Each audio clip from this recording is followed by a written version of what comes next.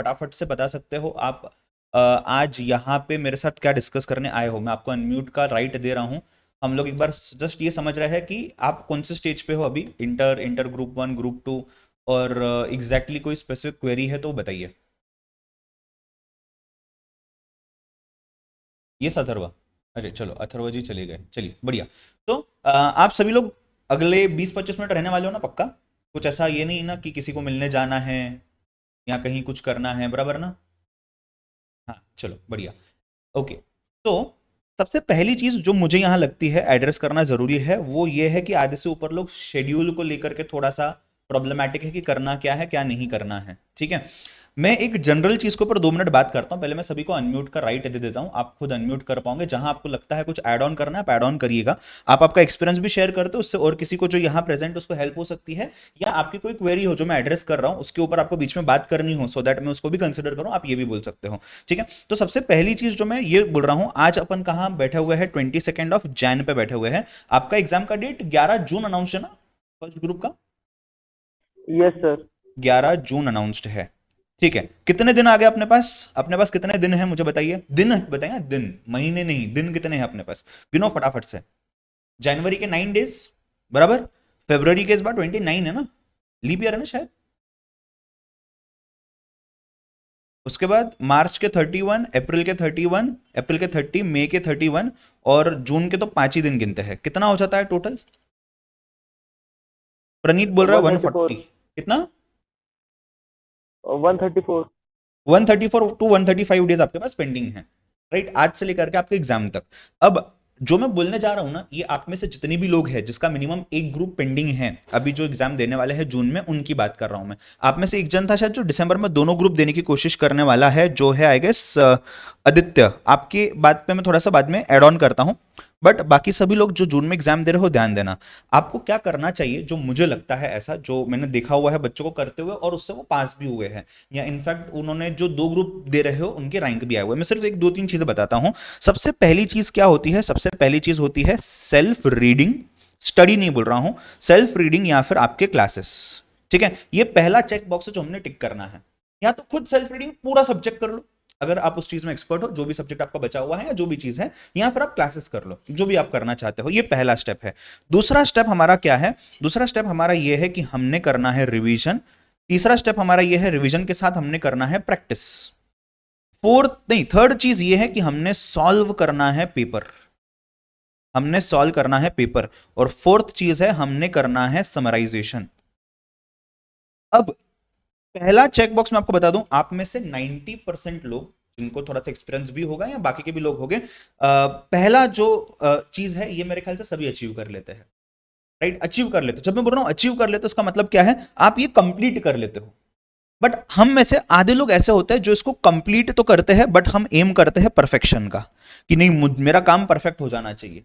Sir देखिए, costing में ऐसा वाला है, ये मुझे आधी चीजें याद नहीं है, ये मुझे पूरी चीजें प्रॉपरली याद होनी चाहिए। सर ये पर्टिकुलर टैक्स का सब्जेक्ट है, इसमें कुछ प्रोविजंस याद नहीं, परफेक्ट होना चाहिए। मैं आपको एक चीज सिर्फ बोलता हूं, इसको एक्सप्लेन करूंगा, रीजन दूंगा क्यों। हर चीज रीजनिंग के साथ होगी, ऐसा नहीं कि बस मैं बोल रहा हूं तुमने फॉलो करना है, नहीं ऐसा नहीं। आप कन्विंस नहीं हो, मत फॉलो करो, तब तक अपन बात करेंगे। परफेक्शन पे एम जो हम कर रहे हैं, ये पहली गलती हमारी हो रही है। स्ट्रेट फॉरवर्ड आपको बोल रहा हूं मैं आपकी चीज से गुजर चुका हूं। मैंने मेरे सीए फाउंडेशन के टाइम पे, सीए इंटर के टाइम पे परफेक्शन पे फोकस किया था।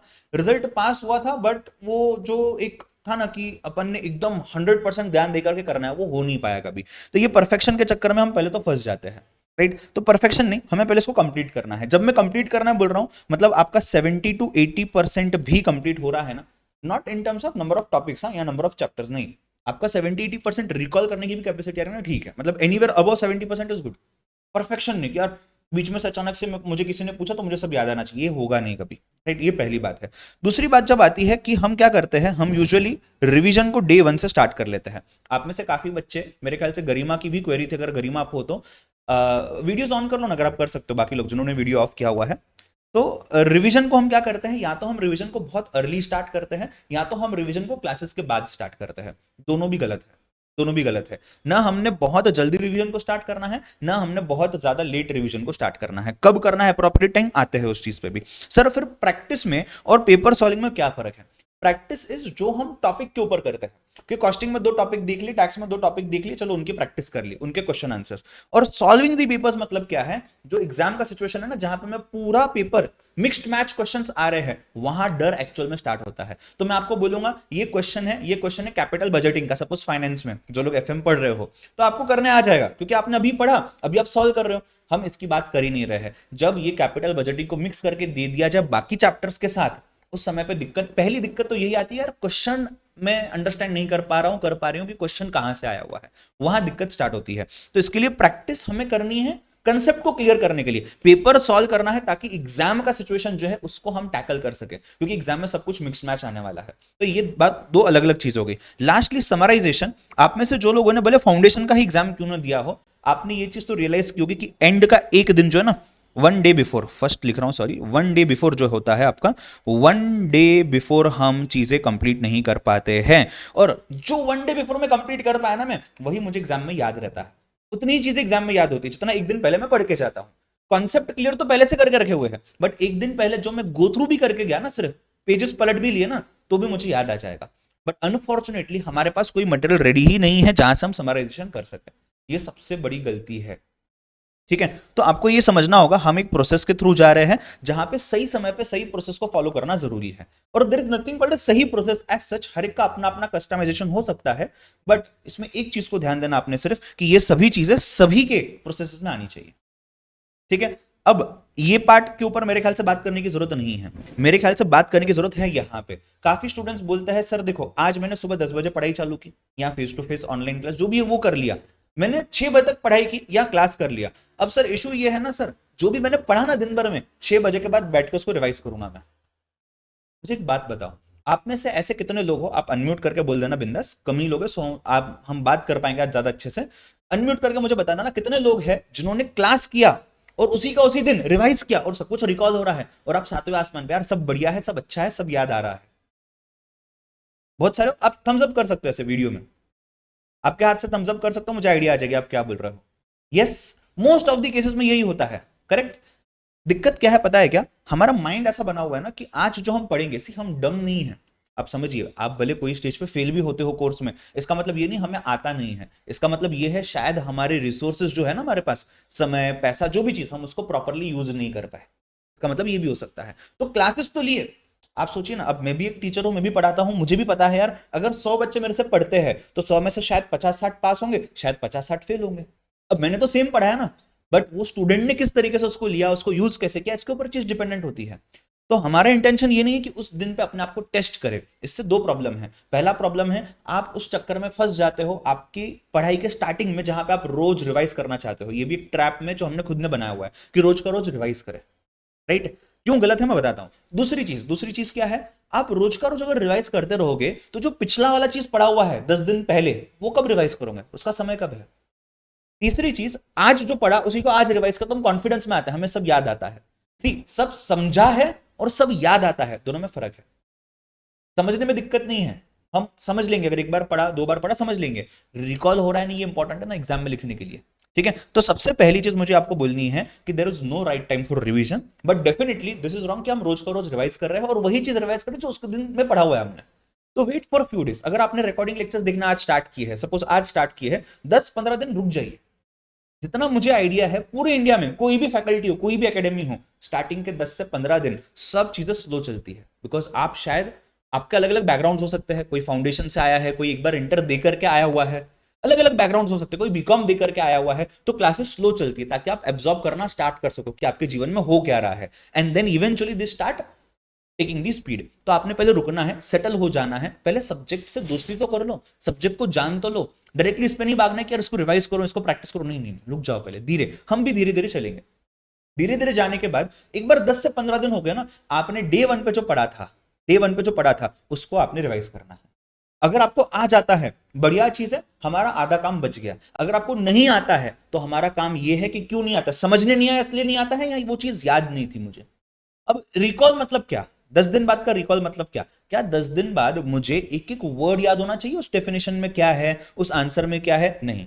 मुझे ओवरऑल आंखें बंद करके भी मैं विजुअलाइज करूं तो मुझे याद आना चाहिए ऐसा कोई कीवर्ड था, ऐसी कोई चीज थी, इस बारे में बात कर रहे थे, आंसर को ये 4 स्टेप्स में डिवाइड किया हुआ था। ये विजुअलाइज करते सिर्फ आना चाहिए, भले लिखने में भी आना चाहिए, ठीक है, बट ये एकदम वर्ड टू वर्ड करेक्ट होना चाहिए नहीं। वो अगर आप अभी एक्सपेक्ट करोगे तो हम प्रैक्टिस क्यों करेंगे ना, फिर अगर सब आ ही जा रहा है, ऐसा नहीं होता है, ठीक है। सो हमारा पहला इंटेंशन है इस पॉइंट में से, क्लास वाले पॉइंट से या सेल्फ स्टडी से, जो भी आप कर रहे होगे, ये है सिर्फ कंसेप्ट क्लियर करने के लिए। रोज का रोज रिवाइज मत करो, मुझे ऐसा लगता है समय बहुत बर्बाद हो जाता है। अगर दिन में एवरेजली मेरे ख्याल से जितने भी लोग यहां अभी जुड़े हुए हो, आप 6 to 8 आवर्स कहीं तो भी पढ़ाई के लिए स्पेंड कर रहे हो एक दिन में, which is more than enough provided if you use it carefully. तो मैं तो कभी स्टूडेंट पूछता है ये, तो मैं ये कहता हूं कि यार पहले ये कंप्लीट करने पे ध्यान दो, खास करके अगर आप रिकॉर्डिंग कर रहे हो तो, क्योंकि रिकॉर्डिंग एज गुड एज यार आपके हिसाब से टाइम चल रहा है ना। एकेडमीज में अगर आप ज्वाइन करते हो फेस टू फेस के लिए, लाइव के लिए, तो थोड़ा सा रिस्ट्रिक्शन आ जाता है कि एक लेक्चर चलो कैंसिल हो गया आज, तो वो समय थोड़ा सा आपका वेस्ट हो सकता है। बट अगर रिकॉर्डिंग देख रहे हो तो आप 2-3 लेक्चर देख सकते हो एक दिन में। कहने का मतलब सिर्फ इतना है, फेस टू फेस लाइव चल रहा है तो follow the routine what ever goes in the class. But अगर आपका रिकॉर्डिंग चल रहा है तो ट्राई करिए सेल्फ स्टडी करने से ज्यादा ज्यादा लेक्चर्स कंप्लीट करो, ताकि ज्यादा कोर्स हो जाए, हमें पता चले कि है क्या कोर्स के अंदर में। सी, एक बात आपको बताता हूं मैं, आपने ये स्कूल में भी नोटिस की होगी, मुझे इसके लिए थम्स अप देना अगर आपको समझने आता है तो। आपने नोटिस किया होगा कि द मोर आई अंडरस्टैंड कि इतनी इतनी चीजें हैं, the lesser time it takes to study those things. But अगर मैं एक एक करके ब्रिक्स एंड पीसेस में देखता हूं, पहला चीज देख लिया चैप्टर, इसको पढ़ने बैठ गया, बहुत समय चला गया। दूसरा चैप्टर देख लिया, उसको पढ़ने बैठ गया, बहुत समय चला गया। फिर पता चलता है यार लास्ट चैप्टर जो था ना, उसको सबसे ज्यादा समय देना चाहिए था। पहले वाले 2-3 थे ना, वो तो बहुत छोटे थे, उसको समय नहीं देना चाहिए था। तो हमें समझेगा कब कि हमें कितना समय देना है, जब मैं ये पूरी चीज एक बार देख लूंगा ना। तो रिवीजन आपका आइडली, साइंटिफिकली भी मैं आपको बताऊं ना, रिवीजन आपका स्टार्ट होना चाहिए आपका 50% सिलेबस खत्म होने के बाद।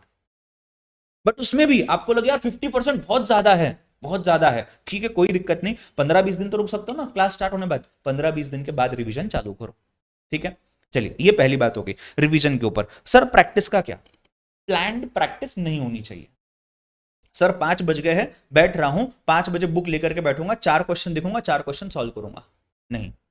मेरे ख्याल से कुछ स्टूडेंट्स थे जो कॉस्टिंग एफएम की क्वेरी पूछ रहे थे, स्पेसिफिकली भी आता हूं उसके ऊपर। बट वही चीज है यार, आप अगर अचानक से प्रैक्टिस करने लोगे ना, तब आपको समझेगा कि यार अचानक से मुझे वो फॉर्मूला क्लिक हुआ क्या, अच्छा फॉर्मूला क्लिक हो गया, मैं सॉल्व कर पाया क्या, कैलकुलेटर पे कुछ शॉर्टकट था वो याद आया क्या मुझे। मतलब प्रैक्टिस सेशन जितने भी होने चाहिए ना, मेरा तो स्ट्रॉन्ग रिकमेंडेशन आपको रहेगा, प्रैक्टिस सेशन हमेशा अचानक से करो, अचानक से। पढ़ाई का शेड्यूल बनाओ, प्रैक्टिस का शेड्यूल मत बनाओ। कभी कभी ऐसा होता होगा ना, हफ्ते में एक आध दिन तो पक्का, आज मूड हो रहा है, आज लग रहा है यार पढ़ाई करनी चाहिए, आज इच्छा हो रही है अंदर से, एक हफ्ते में एक दिन तो होता होगा पक्का, एक दिन का एक समय कोई तो भी उस पर प्रैक्टिस करना बैठ जाओ। क्वेश्चन निकालो, क्वेश्चन को भी 4-5 क्वेश्चन रैंडम निकालो, प्रैक्टिस करने के लिए बैठ जाओ और चेक करो क्या होता है। देखो आप 4 बजे से 5 बजे तक पढ़ते हो, फिर 5 से 6 उसकी प्रैक्टिस करते हो, आएगा ही ना, क्यों नहीं आएगा, अभी तो पढ़ा है। वो टेस्ट करना ही नहीं है, हमें टेस्ट ये करना है कि आज मैंने 4 बजे अगर 5 बजे तक वो पढ़ाई कर ली, 2-3 दिन बाद अचानक से वो चीज उठाई, मुझे क्लिक हो रहा है क्या। तो revision of the concept and solving of the या practice of the questions. Sir theory questions की प्रैक्टिस करनी चाहिए क्या? कितने लोग हाँ बोलते हो, कितने लोग ना बोलते हो? थ्योरी क्वेश्चंस की प्रैक्टिस करनी चाहिए क्या?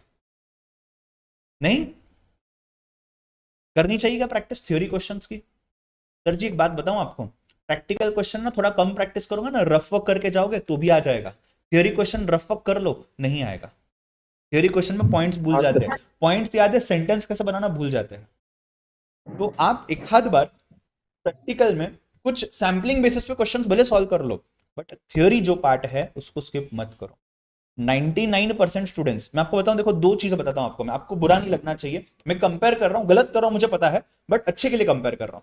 सीए के जो स्टूडेंट्स होते हैं ना, सीए इंटरमीडिएट के जो स्टूडेंट्स होते हैं, सीए इंटरमीडिएट के जो स्टूडेंट्स होते हैं, वो स्टूडेंट्स एक चीज करते हैं जो सीए में इंटरमीडिएट वाला नहीं करता है, जिसके कारण सीए इंटरमीडिएट के स्टूडेंट्स थोड़े से कंपैरेटिवली उस पार्ट में स्ट्रांग हो जाते हैं, और वो है थ्योरी। हालांकि वेटेज वाइज देखा जाए ना, सीए सीएस सीए में तीनों में लगभग लगभग प्रैक्टिकल सब्जेक्ट जो होता है ना, उसमें थ्योरी 20 मार्क्स की आती है, 80 मार्क्स का प्रैक्टिकल आता है। बट ये जो सीए वाला बच्चा होता है ना, वो थ्योरी अच्छे से पढ़ के जाता है। सीए में वाला बच्चा जो होता है, ये थ्योरी पढ़ तो लेता है बट लिखने की प्रैक्टिस नहीं करता।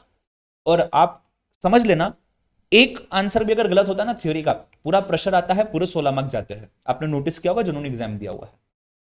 तो थ्योरी को इग्नोर नहीं करना है। इनफैक्ट आप, मैं क्या करता था बताऊं आपको, मेरे सीए इंटर के टाइम पे मैं एक चीज करता था, 1 डे थ्योरी हमेशा, वन डे थ्योरी फॉलो करता था। हफ्ते में एक दिन ऐसा लूंगा जिस दिन सभी सब्जेक्ट का थोड़ा थोड़ा थोड़ा थोड़ा थ्योरी देख लूंगा फटाफट से। टैक्स की इच्छा हो रही है, टैक्स का थ्योरी देख लो। कॉस्टिंग की इच्छा हो रही है, कॉस्टिंग का थ्योरी देख लो। फाइनेंस की इच्छा हो रही है, फाइनेंस का थोड़ा थ्योरी देख लो। अकाउंट्स की इच्छा हो रही है, अकाउंट्स का थोड़ा थ्योरी देख लो। एक दिन थ्योरी के लिए रखो सिर्फ। अच्छा, एक दिन देख लिया इस हफ्ते में, अगले हफ्ते में, इस हफ्ते में जो देखा है वो लिख के देखो, खुद को क्वेश्चन तो लिख के देखो, राइट। सो ये एक बात होती है। प्रणीत जी कह रहे हैं दिसंबर 23 में यही हुआ, मेरे साथ थ्योरी नहीं कर पाया मैं, यही होता है। और मैं आपको बता दूं क्या, एक सिंपल सी बात आपको बताता हूं। मोस्ट ऑफ दी, मैं क्लासेस की बात नहीं कर रहा हूं, but most of the students क्या करते हैं, वो फेल करते हैं मोस्ट ऑफ दी स्टूडेंट्स ये थ्योरी पार्ट को देखने में। भले क्लासेस कर रहे हो, सेल्फ स्टडी कर रहे हो, स्टिल आपका माहौल ऐसा बन जाता है कि यार ये थ्योरी पार्ट मेरा नहीं होगा, ये थ्योरी पार्ट मेरा नहीं होगा। तो हमने प्रैक्टिकल को तो ध्यान देना है, सभी देते हैं, थ्योरी को हमने ध्यान देना है, ठीक है। चलिए, आप लोग बोर नहीं हो रहे ना, इनपुट्स मिल रहे हैं ना जो भी बोल रहा हूं मैं। 2 और मिनट सिर्फ, बस फिर आपके डाउट्स पे इंडिविजुअली आते हैं। पेपर सॉल्विंग मेरे साथ क्या हुआ था आपको बताऊं मैं। मेरा एक मेंटोर था, मेरे टीचर थे एक्चुअली, वो वही मेरे मेंटोर थे जो मुझे इंटरमीडिएट फाइनल लेवल पे गाइड कर रहे थे। इंटरमीडिएट में उन्होंने बहुत कहा, मैं बोलता था ऐसे ही जैसे हम लोग आज मिल रहे हो ना, हम फेस टू फेस ऐसे ही मिला करते थे। मुझे कहते थे यार देख करण, तूने ना, तू सब कर रहा है अच्छे से, सब सही है, बट मुझे डाउट है तो 3 घंटे में सब रैंडम क्वेश्चन सॉल्व कर पाएंगा या नहीं। तूने एक काम करना चाहिए, तूने मेरे साथ बैठ करके ना 1-2 पेपर सॉल्व करने चाहिए। मैं 3 घंटे निकाल के तेरे साथ बैठूंगा, मैं देखना चाहता हूँ तू पेपर सॉल्व कैसे कर रहा है। उस दिन से लेकर के जिस दिन एग्जाम था ना, मैं वो मेरे मेंटोर से, मेरे टीचर से मिला ही नहीं। क्यों? मुझे डर लग रहा था पेपर सॉल्व करूंगा और मुझे जज करेंगे। समझ रहे हो क्या? फाइनल में ये चीज मैंने यूज की। यू वोंट बिलीव, एग्जाम देने के लिए ना मैं एक्साइटेड था, मुझे डर नहीं लग रहा था, मैं एक्साइटेड था। फेल हुए पास हो गए फर्क नहीं पड़ता, बट मैं दे सकता हूं, मैं दे सकता हूं। क्यों? मैंने 4 बार करके देखा ना पहले। मैं आपको बोलूं, एक बार भी ईमानदारी से पेपर सॉल्व करके गए ना आप, not because to see how many marks you are scoring, but because to understand की फ्लो ऑफ क्वेश्चंस कैसे आते हैं, तो उसका ना बहुत ज्यादा इंपैक्ट पड़ता है। तो ये जो पेपर सॉल्विंग है ना सर, ये कब करना चाहिए? सर मत बताओ, हमें पता है, पहले क्लास कंप्लीट कर लें, रिवीजन कर लें, फिर प्रैक्टिस अगर कर ले, फिर पेपर सॉल्व पे जाएंगे। कितनों को आप में से ऐसा लगता है, कितनों को ऐसा लगता है कि इस स्टेज तक आप पहुंच पाओगे? मुझे लगता है मैं खुद नहीं पहुंच पाऊंगा, मैं यहीं अटका रहूंगा, ज्यादा से ज्यादा ये वाला स्टेज में पार करूंगा। कितनों को लगता है आप यहां तक पहुंच पाओगे? कितनों को लगता है? या आपने करके देखा होगा तो आपका एक्सपीरियंस बताइए। नहीं पहुंचते हम यहां तक, मैं आपको बताऊं, हम यहां तक नहीं पहुंचते, सच में नहीं पहुंचते हैं। आपकी गलती नहीं है, मेरी गलती नहीं है एज अ स्टूडेंट, या आपकी गलती एज अ स्टूडेंट नहीं है। ये चीज में हम इतने मतलब अंदर चले जाते हैं ना कि इसको हम भूल जाते हैं और ये हम सेकेंडरी रखते हैं। हालांकि मैं आपको बताऊं, ये करते रहोगे ना तो ये और इंप्रूव होते रहेगा, और इंप्रूव होते रहेगा।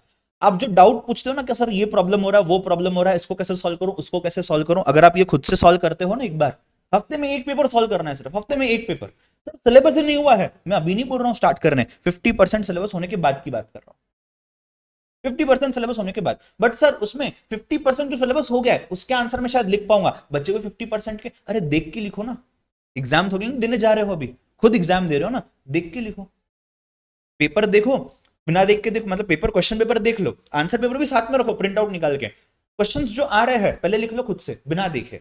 जो क्वेश्चंस नहीं आ रहे हैं वो क्या करना है, हमने एक बार क्वेश्चन देखना है, आंसर देखना है, देख के लिखना है पहले, चलेगा, कोई दिक्कत नहीं है। At least you will come to know कि यार ये भी एक कॉन्सेप्ट है जो एग्जाम में पूछा गया और ये बुक में होना चाहिए, मैंने नहीं पढ़ा है, रह गया है, चेक करता हूं, पढ़ लेता हूं, राइट। तो ज्यादा नहीं, मतलब देखो, एक साथ 15 दिन में 10 पेपर, 5 पेपर सॉल्व करना डिफिकल्ट है, बट हर हफ्ते एक पेपर सिर्फ सॉल्व करना है यार, एक पेपर।